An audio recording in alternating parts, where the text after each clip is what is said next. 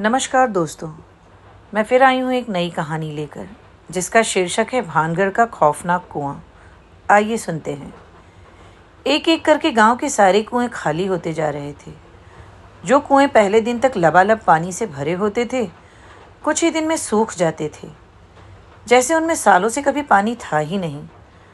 राजस्थान की गर्मी का इतना प्रचंड प्रकोप तो नहीं था कि इस तरह सभी कुएं खाली हो जाएं।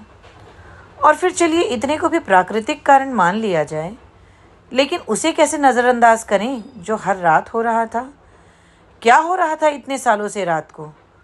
भानगढ़ गांव के नए नियुक्त कलेक्टर अविनाश ने पूछा, जो गांव वालों से उनकी समस्या का विवरण ले रहा था।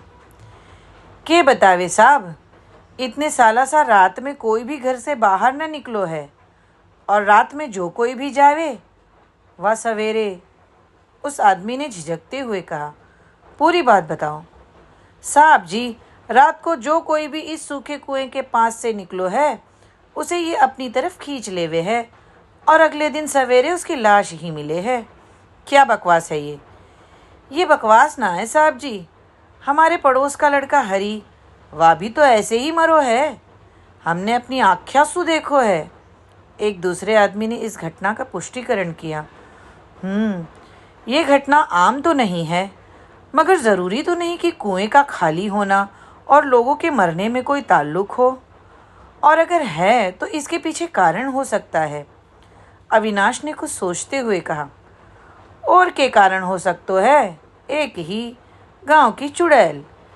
कहते हैं कि बहुत साल पहले यहाँ के मुखिया की इकलौती बेटी ने अपनी मर्जी से ब्याह रचा लियो।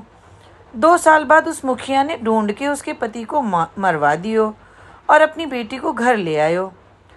मगर असल बात ये ना थी कि मुखिया की बेटी रकमी ने एक बच्ची को जन्म दे दियो।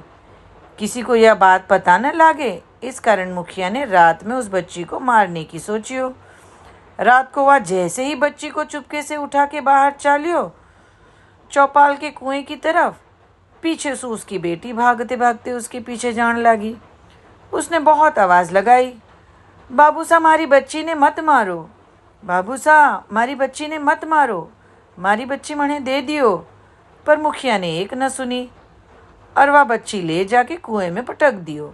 या देख के रुक्मी से रहा न गियो और उसने भी पीछे पीछे कुएं में छलांग लगा दियो। तब से उसकी आत्मा गांव में भटकती रहवे है साहब जी, पहले आदमी ने कहा। और वह मुखिया का परिवार, वह भी तो 2 महीने में ही सब मर गयो एक एक करके। तब से इस गांव में सब कुएं सूखते जावे हैं और रात में उसी की आत्मा कुएं में लोगों ने खींच लेवे है। दूसरे आदमी ने बात को और गहनता से बताया, ये सब क्या नॉनसेंस है? चुड़ैल, आत्मा। कुएं का सूखना एक प्राकृतिक कारण हो सकता है और इस पर शोध करने के लिए मैंने एक टीम को बुलाया भी है। हम इसका हल ज़रूर निकालेंगे, मगर आप सब इन दकियानुसी बातों को हवा मत दीजिए, अविनाश ने सख्ती से कहा। अब जाइए, मैं देखता हूँ इस पर जल्द से जल्द काम हो। गांव वाले वापस चले गए। रात के समय अविनाश ऑफिस से घर आकर आराम करने लगा।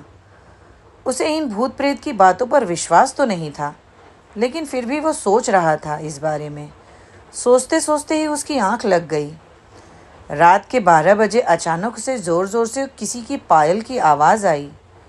लगा जैसे कोई तेज़ी से भाग रहा हो। उसे ये उसका वहम लगा, लेकिन तभी वो आवाज़ और तेज़ हो गई। ऐसा लग रहा था कि कोई उसके घर से बिल्कुल पास से भाग रहा हो।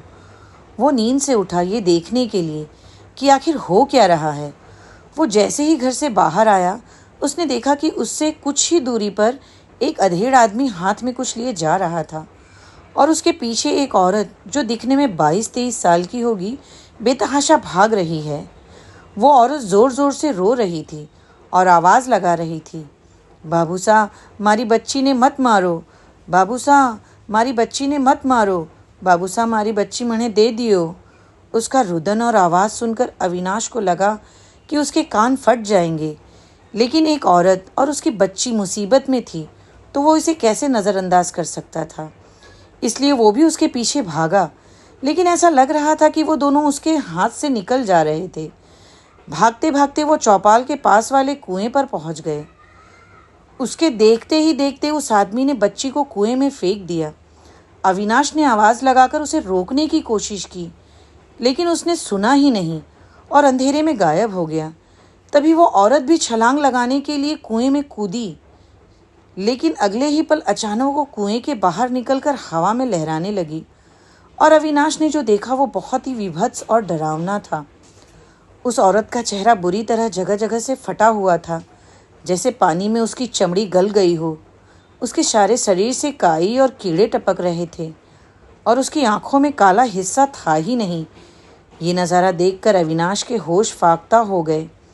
वो औरत तेज तेज रो रही थी और हवा में सड़न की बदबू और एक डरावना शोर फैला हुआ था। उसके बाद वो बेहद भयानक तरीके से हंसने लगी। सब मरोगे, तुम सब मारे जाओगे।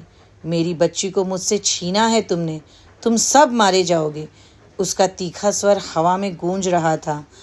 अविनाश पसीने पसीने हो चुका था, लेकिन उससे हिला भी नहीं जा रहा था। उसने बड़ी ताकत लगाकर एक कदम पीछे हटने की कोशिश की, लेकिन तभी एक ज़ोरदार धक्का उसे लगा और वो सीधा कुएं में जा गिरा। सुबह गांव वालों को सूखे कुएं में उसकी लाश पड़ी मिली। और कहानी का यही अंत होता है। मैं फिर मिलूंगी दोस्तों एक नई कहानी के साथ। तब तक के लिए नमस्कार।